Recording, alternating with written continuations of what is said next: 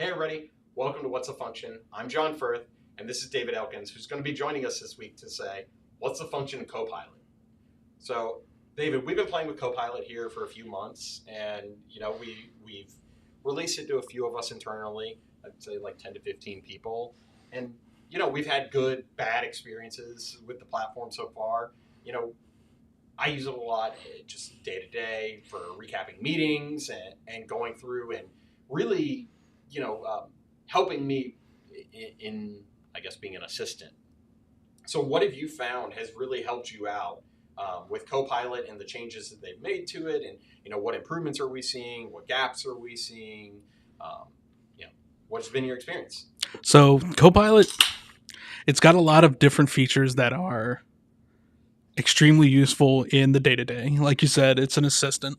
Copilot is meant to be your co-pilot. It's not meant to be the pilot. Or the autopilot, as Or the autopilot keeps reminding us. Yeah, so it's not there in order to simply do your job for you or really take off any task. It's there to help you. Yeah. Like you said, the meeting recap feature, you use it to catch up because you either can't attend a meeting or you've got double booked all the time. like It's 3 such a triple common booked. thing. So, Yeah, it's the worst. your calendar looks like a terrible thing, a terrible place to be. Shadowlands, we don't go there.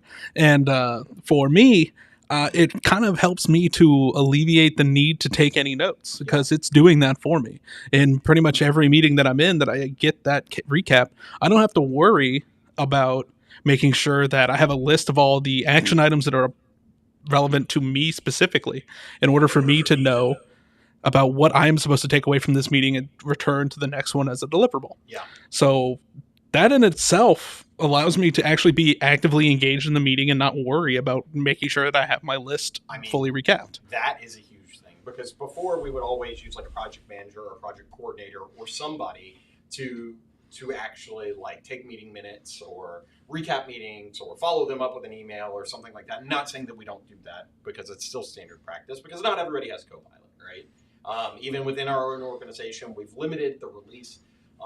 And I'd like to talk about why we limit the release and, what have we seen going through our entire implementation. And, the security features that are there, the security features that aren't there, the things that are lacking. Some people have referenced HIPAA, and that's coming, and really putting tight security controls around all of your data. And, that's something that's completely outside of your standard chat or group messages or meeting minutes, right? That's a whole new level. What have you seen when we're going through and we're doing things like implementing Copilot for Microsoft 365, where it pulls in data from multiple sources? It can be confusing. It can be scary. What is the benefit that you've seen, like being able to just get started in some cases? So Copilot is not some tool that will magically read your mind and only pull out the information that you wanted to pull out. It is a machine. It is going to categorically go by and find every single piece of information that is stored in every single receptacle that you have in 365. Yeah. Every SharePoint site, every shared space that people use, all the OneDrive content that it has access to from your account specifically for helping you as an individual. It has access to all of that, and it will float it to the top if you are searching for it. Yeah. It's not here to only pull out the data for each person that you think it's going to pull out. It's a machine. It does not care. Yeah. So I think it doesn't know that your HR policies are set the way that they are. Or that it doesn't know that it's not supposed to make the CEO's salary available for everybody in the organization to view, as a great example that people keep bringing up. So really, that comes down to how you are protecting your data.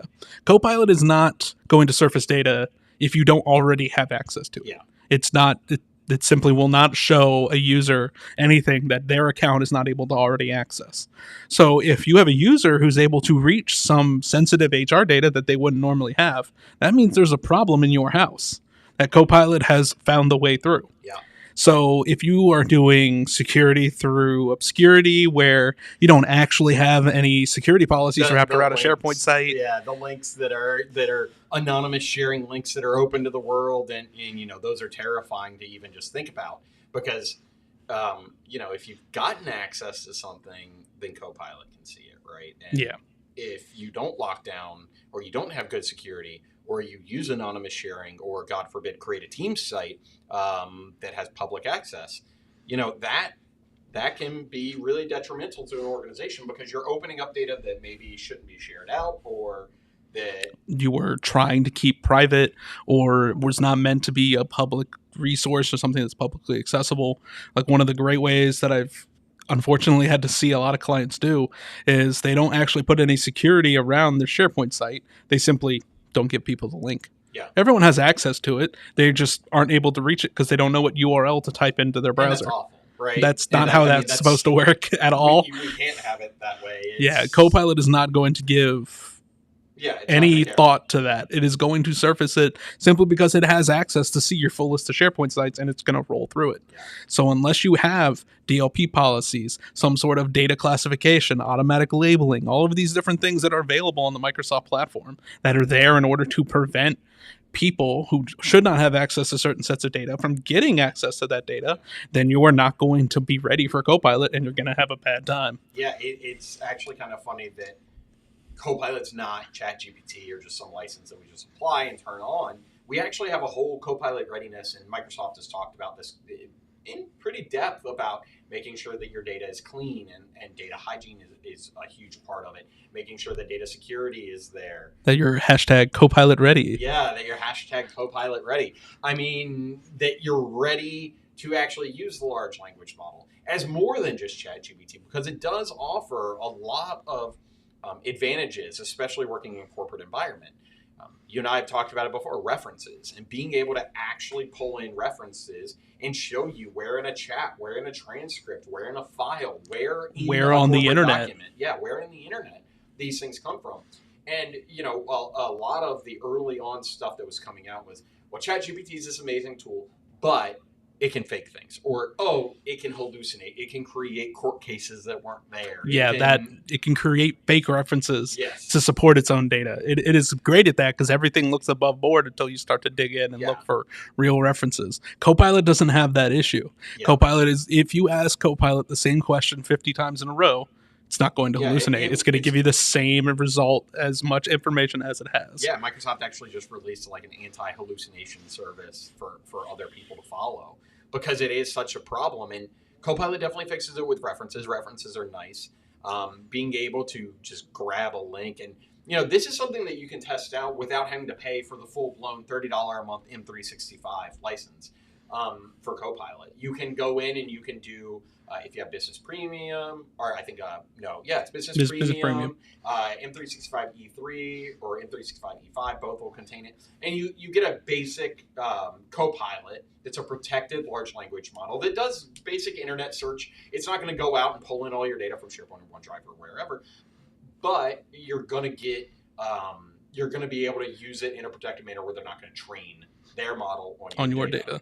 Yeah, they're not. If you're using the protected, not free to the world version that's just available as the sidebar in Bing or from Edge, you can rest assured that your data is going to remain your data. You're not agreeing to have, future trainings for Copilot be used with your data. So there's that benefit. So if you just want to try it out and see how it works, that option is available to you. Yeah, I'm sure plenty of people have at least dabbled with ChatGPT and out in the public with how that works. So a big thing that I think people are going to find is an extremely useful job skill, or simply a skill to use AI, is how you are writing these prompts and how you communicate with the bot, with the LLM, with Copilot or ChatGPT or any of these. The whole idea of prompt engineering and learning how to speak to a Copilot-esque bot is going to be a very useful skill in the evolving digital age. Yeah, back in the day, we used to call it Google Foo, right? Like, how good could you Google something? That's really changed. It's are you going to be able to prompt it? And, maybe we can talk a little bit about what a good prompt is. So I always find that giving it more data is better. Mm-hmm. So with Copilot, I always do my little slash and I give it a file.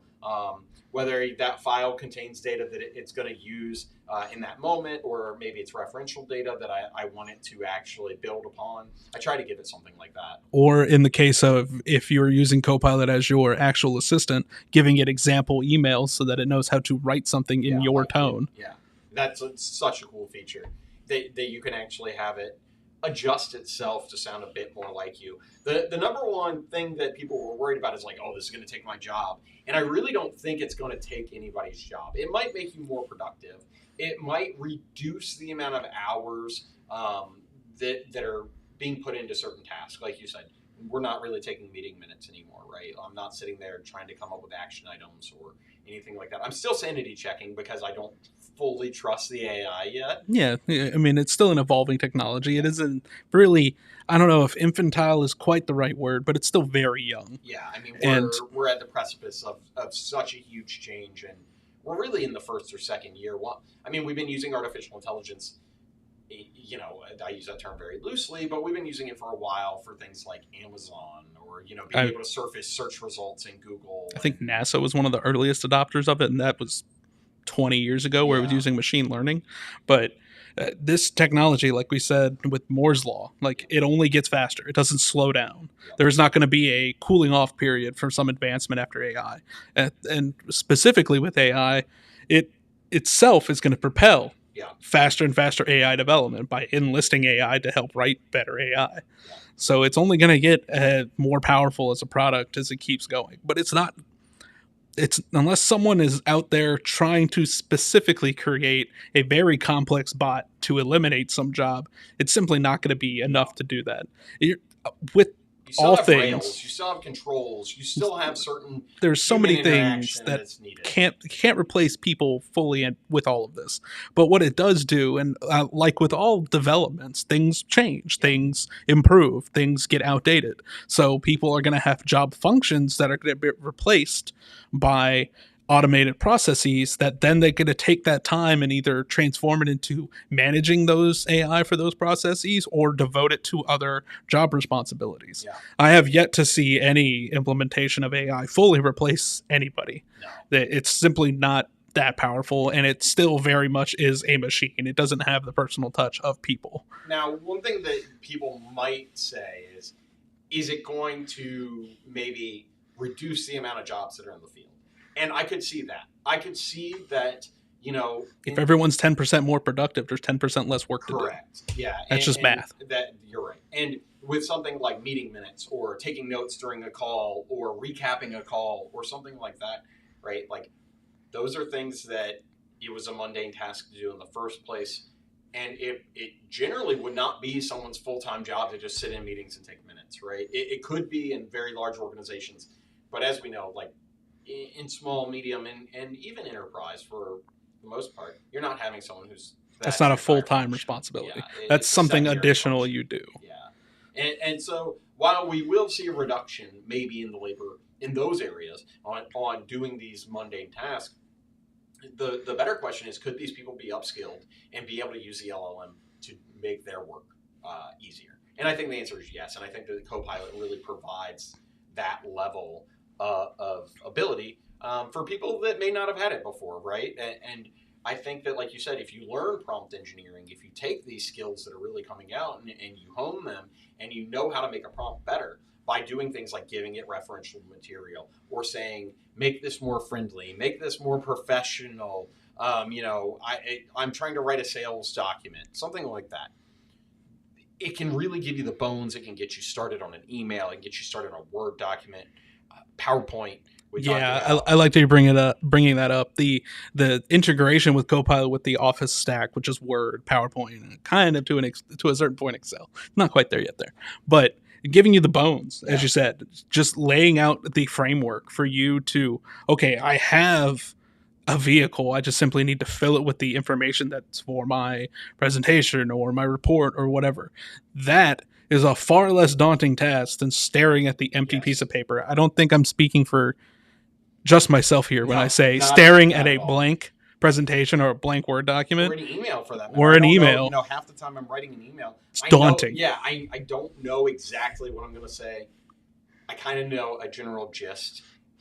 I can say I need to talk about the situation or something else, and it'll summarize or give me data. Or in the case of an email, you can use Copilot for sales and pull in sales data, right? And have it, hey, we realized that you had ordered X, but really Y. Or, there's a lot of other things they can do to streamline organizations. Yeah, and float information that may not have been apparent to the top. Yeah.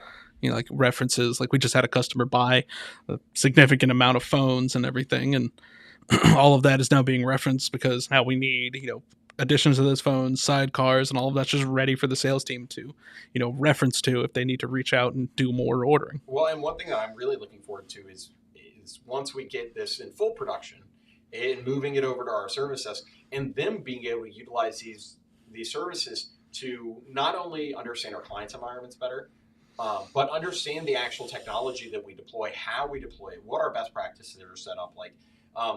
Over the years, we both worked in a lot of different places, and I've seen every iteration of knowledge management that I think can exist, from folders in a file server with Excel documents in them to IT Glue and Autotask and Secret Server and Manage Engine and you name it. I've seen all the solutions, and there's never been a good way to present the data. It's always been in a wiki type format.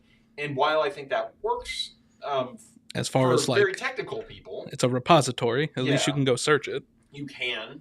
Most people didn't, and a lot of our stuff gets stale over time because it's not updated. Or very much so. That. Not just here, everywhere. Yeah, everywhere. Data gets stale. You have to keep knowledge management is a reoccurring task, and you can't just be done with it. You have to constantly be putting in more. So with that, this will help our surface information and be able to give us, you and I, on the project side of the organization, more information about maybe what's going on in day-to-day tasks. Hey, has there been any recent updates with this client? Hey, have there been any reoccurring issues? And starting to be able to process some of that data out. I don't know that Copilot is there yet to be able to say, hey, this is a recurring issue that we're seeing across 70 different clients. But I do think it's to the point where I could say, hey, this client is having an issue. Have you seen this before? Right. And I think that being able to get to that point is going to be crucial.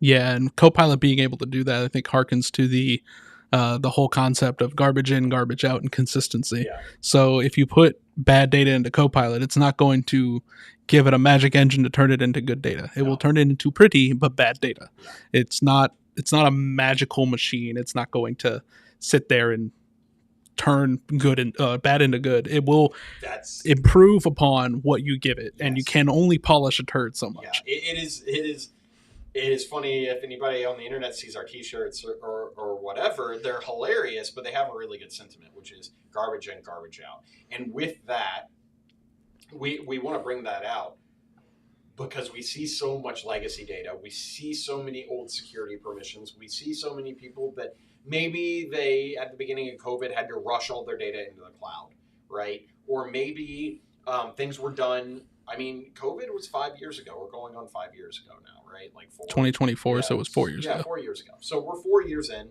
That data's been sitting there in a lot of cases for 4 years, sometimes 5, 6, 7 years. Our first SharePoint migration, for reference, was like 2013 or 2014. And data generally ages out after, 3 years now? Yeah, it's less in most cases. The number it's getting faster, right? Because people are just creating things at a more rapid pace, and Copilot enables them to create things at a more rapid pace.